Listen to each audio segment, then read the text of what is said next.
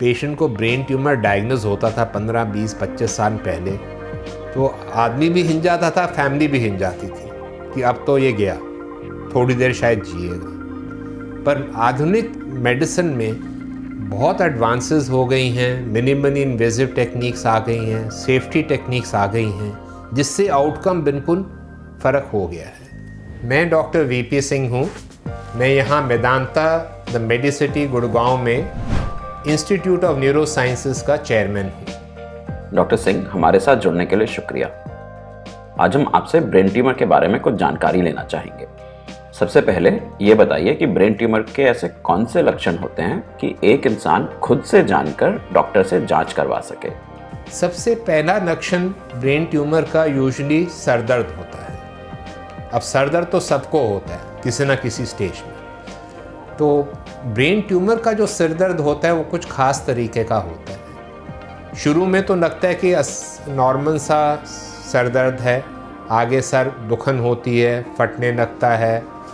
पर जो मेन चीज़ सिरदर्द में है कि ऐसा सिरदर्द जो धीरे धीरे टाइम के साथ बढ़ता जाए और इंटेंस होता जाए और तेज़ होता जाए और ज़्यादा फ्रीक्वेंटली होना चाहे, बार बार हो, उस टाइप के सर दर्द में हमें शक होता है कि कहीं ब्रेन ट्यूमर तो नहीं है। ऐसा दर्द जो सालों से चल रहा है, जो पहले से बढ़ नहीं रहा, ऐसे दर्द यूजुअली ब्रेन ट्यूमर के कारण नहीं होता। सर दर्द के साथ साथ यदि और कई लक्षण आए, जैसे उल्टी होनी हो, नौजिया हो, मन कच्चा हो और उल्टी होने के बाद दर्द कम हो जाए, तब ब्रेन ट्यूमर का शक हो सकता है। एक और इम्पॉर्टेंट बात है कि दर्द किस टाइम पे होता है। जो ब्रेन ट्यूमर का सर दर्द होता है वो यूजुअली सुबह होता है, और जब आदमी उठता है उसी टाइम पे यदि दर्द हो रहा हो तब वो बहुत ही असंभव दर्द होता है। ऑर्डिनरी दर्द जो होता है, सुबह जब हम उठते हैं तो हम फ्रेश होते हैं, तो ऐसी कोई दिक्कत नहीं होती, सिर दर्द नहीं होता। पर सुबह उठते ही यदि सिर दर्द हो, ख़ास तौर पर यदि सिर दर्द के साथ नींद खुली हो, तो उसमें हमें शक होता है कि कहीं ब्रेन ट्यूमर तो नहीं है। यदि सर दर्द भी हो रहा है और धीरे धीरे आँख की रोशनी कम होती जा रही है, तो हमें डाउट रहता है कि ब्रेन ट्यूमर का। किसी हाथ पैर में, अंग में या बोलने में यदि रुकावट आ रही हो, दिक्कत आ रही हो, तो वो भी सर दर्द के साथ यदि इनमें से कोई सिम्टम्स हैं, ऐसी कोई तकलीफ़ है, अगेन हमको शक होना पड़ता है कि सर ब्रेन ट्यूमर तो नहीं है। लास्टली मिर्गी जो होती है, एपिलेप्सी, जो बहुत कॉमन बीमारी है, वो भी ब्रेन ट्यूमर का लक्षण हो सकती है। अब मिर्गी तो बहुत कॉमन बीमारी है, 100 में से एक आदमी को होती है, तो ज़्यादातर मिर्गी ब्रेन ट्यूमर को रिप्रेजेंट नहीं करती है। पर यदि मिर्गी कंट्रोल में नहीं आ रही, अलग अलग तरह की मिर्गी हो रही है, मिडिल एज या ओल्ड एज में मिर्गी शुरू होना पहली बारी, तो इस टाइप के सिचुएशंस में हमको सस्पेशन होता है कि कहीं ब्रेन ट्यूमर तो नहीं है। सबसे ज़रूरी है कि ये जो सिम्टम्स हैं वो धीरे धीरे बढ़ते जाते हैं। शुरू में सिंपल क्रोसिन, एस्पिरिन के साथ रिलीफ मिल जाता है, ठीक हो जाती है दर्द, पर धीरे धीरे उसका असर ख़त्म हो जाता है और बढ़ते जाता है। डॉक्टर सिंह, हमें ये बताइए कि ब्रेन ट्यूमर किसी को क्यों होता है।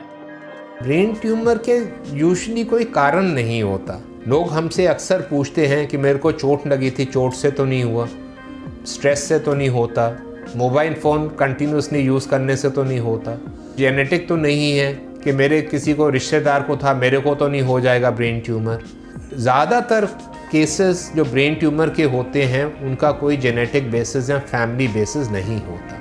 सिर्फ एक बीमारी है, न्यूरोफाइब्रोमेटोसिस, जो जीन्स में होती है, उसके थ्रू चलती है और फैमिलीज़ में रन करती है। इस बीमारी में शरीर में जगह जगह पर स्पॉट्स होते हैं, सोजन होती है, और उसमें ब्रेन में और स्पाइन के अंदर ट्यूमर होने के चांसेस होते हैं। पर टोटल ब्रेन ट्यूमर्स देखा जाए तो 0.1% में ही ये बीमारी होती है। 99.9% केसेस में कोई जेनेटिक बेसिस या कारण नहीं। सर, मान लीजिए किसी को इस तरह का सिरदर्द हुआ जिस तरह का आपने बताया है, उनको महसूस हो रहा है कि धीरे धीरे उनकी आंखों की रोशनी भी कम हो रही है, वो आपके पास आते हैं, तो आप उनकी क्या जांच करते हैं? सबसे पहले तो हमें हिस्ट्री उससे अच्छे से लेनी पड़ती है कि जो कह रहे हैं उसमें वाकई शक बनता है ब्रेन ट्यूमर का या नहीं। इन फिज़िकल एग्जामिनेशन में और हिस्ट्री के बेसिस में यदि हमको थोड़ा सा भी शक होता है ब्रेन ट्यूमर है, तो फिर हमें उसके ब्रेन का स्कैन करना पड़ता है। स्कैन 2 टाइप के होते हैं। एक तो सीटी स्कैन होता है जो बहुत कॉमनली सब जगह अवेलेबल होता है, तो स्टार्टिंग उससे भी हो सकती है, पर पूरा अच्छे से देखने के लिए हमको MRI स्कैन ब्रेन का करना पड़ता है। ये बहुत एडवांस स्कैन होता है, आजकल तो हर शहर में लगभग आसानी से मिल जाता है, और इसके अंदर सिर्फ हड्डी नहीं पर ब्रेन का अंदर का स्ट्रक्चर जो है बहुत अच्छे से दिख जाता है, और वो हम MRI स्कैन के साथ देख लेते हैं। पहले हम सिंपल MRI स्कैन करते हैं, फिर यदि कुछ डाउट आता है तो हम इंजेक्शन देते हैं नस में और फिर से स्कैन करते हैं, तो उसके अंदर जो ट्यूमर होता है वो चमक उठता है। इसकी नेचर क्या है उसको देखने के लिए फिर अलग तरह के सीक्वेंसेस होते हैं। MR स्पेक्ट्रोस्कोपी होता है, परफ्यूजन होता है, जिसके साथ हम और बेटर देख पाते हैं कि पेशेंट का ये ट्यूमर की क्या लोकेशन है, उसकी नेचर क्या है और उसका किस तरह से संविधान कर सकते हैं। सर, ट्यूमर के कई प्रकार होते हैं या एक आध तरह का ही ट्यूमर होता है? नहीं, ब्रेन ट्यूमर्स कई प्रकार के होते हैं, भिन्न भिन्न प्रकार के होते हैं। इसमें ब्रॉडली 2 कैटेगरीज होती हैं। एक जो कैंसरस होते हैं, जो ज़्यादातर ग्लायोमास या मेडुलोब्लास्टोमास कहते हैं, और दूसरा जो नॉन कैंसरस होते हैं। तो नॉन कैंसरस में भी 3-4 टाइप के मेजर ग्रुप्स होते हैं। मेनिंजियोमास होते हैं, शॉनोमास होते हैं, पिट्यूटरी एडिनोमास होते हैं। तो ये ज़्यादातर जो होते हैं ट्यूमर्स वो कैंसर वाले होते हैं। 30-35% नॉन कैंसरस होते हैं। कैंसर के भी 2 टाइप के होते हैं। एक तो जो प्राइमरी ब्रेन से ही उठे होते हैं, और दूसरे जो कैंसर कहीं शरीर में और जगह पर है और वो ब्रेन के अंदर फैले हैं। जो ब्रेन के कैंसर भी हैं प्राइमरी, उसमें भी कई ग्रेड के होते हैं कि कितना तेज़ कैंसर है। तो उसमें ग्रेड 1, 2, 3, 4 होता है, जो बताता है कि कैंसर कितना तेज़ है और किस गति से वो बढ़ेगा। हमारे दर्शकों को कोई आखिरी संदेश देना चाहेंगे आप? यही कहना चाहेंगे कि द बेस्ट आउटकम है वो तब है यदि जल्दी डायग्नोज हो जाए ब्रेन ट्यूमर। तो आपको यदि कोई ऐसे सिम्टम्स हैं जो बढ़ते जा रहे हैं, जो एक्सप्लेन नहीं हो रहे, तो उसको इग्नोर मत करें।